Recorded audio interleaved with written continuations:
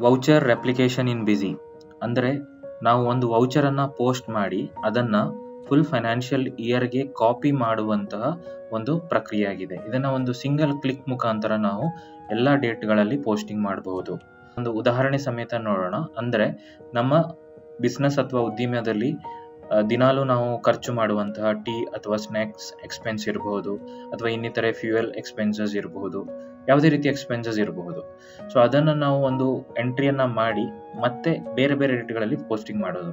So ಇದನ್ನು ಹೇಗೆ ಮಾಡೋದು ಅಂತ ನೋಡೋದಾದರೆ, ಮೊದಲನೇದಾಗಿ ಟ್ರಾನ್ಸಾಕ್ಷನಲ್ಲಿ ನಾವು ಒಂದು ಪೇಮೆಂಟ್ ವೌಚರ್ ಎಂಟ್ರಿ ಮಾಡೋಣ.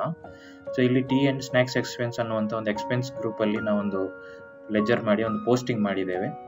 ಅದನ್ನು ಒಮ್ಮೆ ನಾವು ಮಾಡಿಫೈಯಲ್ಲಿ ಹೋಗಿ ಆ ಒಂದು ಎಂಟ್ರಿಯನ್ನು ಓಪನ್ ಮಾಡಿ F12 ಅನ್ನುವಂಥ ಶಾರ್ಟ್ಕಟ್ ಕೀ ಅಂದರೆ ಕಾಪಿ ಅನ್ನುವಂಥ ಶಾರ್ಟ್ಕಟ್ ಕೀಯನ್ನು ಪ್ರೆಸ್ ಮಾಡಿದರೆ 3 ಬಟನ್ಸ್ ಬರುತ್ತೆ. ಒಂದು ಡ್ಯೂಪ್ಲಿಕೇಟ್ ವೌಚರ್ ಅಂದರೆ ಈ ಒಂದು ಎಂಟ್ರಿಯನ್ನು ಡೂಪ್ಲಿಕೇಟ್ ಮಾಡ್ಬೋದು, ಬೇರೆ ಡೇಟಲ್ಲಿ ನಾವು ಡೂಪ್ಲಿಕೇಟ್ ಮಾಡ್ಬೋದು.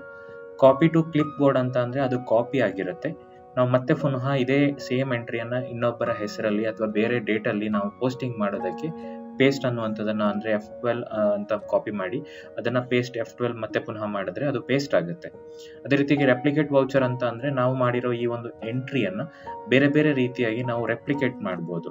ಸೊ ಇಲ್ಲಿಂದ ನಾವು ಮಾಡಿಫೈಯಲ್ಲಿ ಹೋಗಿ ರೆಪ್ಲಿಕೇಟನ್ನು ಯೂಸ್ ಮಾಡ್ಬೋದು, ಅಥವಾ ನಾವು ಆಚೆ ಕಡೆಯಿಂದನೂ ಮಾಡ್ಬೋದು.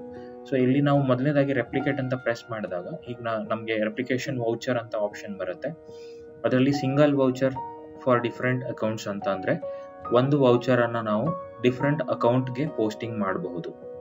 ಸಪೋಸ್ ಫಾರ್ ಎಕ್ಸಾಂಪಲ್ ನಮ್ಮ ಬಳಿ ಒಂದು ಡಿಫ್ರೆಂಟ್ ಅಕೌಂಟ್ಸ್ ಇರುತ್ತೆ. ಈ ರೀತಿಯಾಗಿ ಟೀ ಆ್ಯಂಡ್ ಸ್ನ್ಯಾಕ್ಸ್ ಎಕ್ಸ್ಪೆನ್ಸ್ ಅನ್ನುವಂಥ ಒಂದು ಎಂಟ್ರಿಯನ್ನು ನಾವೇನು ಮಾಡಿದ್ದೇವೆ ಅದನ್ನು ಗ್ರೂಪ್ ಮುಖಾಂತರ ಆದರೂ ಚೂಸ್ ಮಾಡ್ಬೋದು, ಅಥವಾ ಸ್ಪೆಸಿಫಿಕ್ ಆಗಿ ಒಂದು ಪಾರ್ಟಿ ನೇಮ್ಸನ್ನಾದರೂ ಸೆಲೆಕ್ಟ್ ಮಾಡಿ ನಾವು ಅದನ್ನು ರೆಪ್ಲಿಕೇಟ್ ಮಾಡಿದಾಗ ಅದೇ ಎಂಟ್ರಿ ಬೇರೆ ಹೆಸರಲ್ಲಿ ಬೇರೆ ಪಾರ್ಟಿ ಹೆಸರಲ್ಲಿ ಪೋಸ್ಟಿಂಗ್ ಆಗುತ್ತೆ. ಇನ್ನೊಂದೇನೆಂದರೆ ಸಿಂಗಲ್ ವೌಚರ್ ಬಂದು ಡಿಫ್ರೆಂಟ್ ಡೇಟ್ಸಲ್ಲಿ ಪೋಸ್ಟಿಂಗ್ ಮಾಡುವಂಥದ್ದು.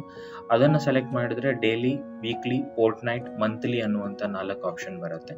ಇಲ್ಲಿ ನಮಗೆ ಯಾವ ರೀತಿಯಾಗಿ ಡೇಟ್ ಬೇಕು ಅದನ್ನು starting date, ending date define ಮಾಡ್ತೇವೆ.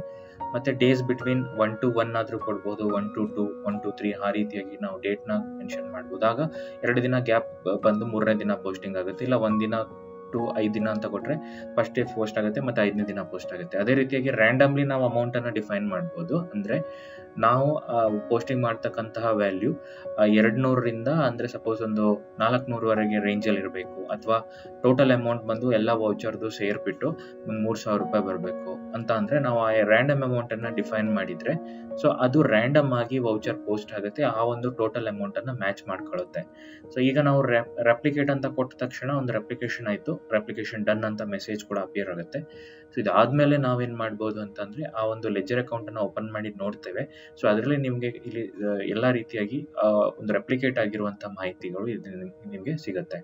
ಸೊ ಈ ರೀತಿಯಾಗಿ ನಾವು ರೆಪ್ಲಿಕೇಶನ್ ಅನ್ನುವಂಥ ಒಂದು ಪ್ರಕ್ರಿಯೆಯನ್ನು ಬಳಸಿ ನಮ್ಮ ಟ್ರಾನ್ಸಾಕ್ಷನ್ಸನ್ನು ನಾವು ರೆಪ್ಲಿಕೇಟ್ ಮಾಡ್ಬೋದು, ಬೇರೆ ಬೇರೆ ಡೇಟ್ಗಳಲ್ಲಿ ಪೋಸ್ಟಿಂಗ್ ಮಾಡ್ಬೋದು.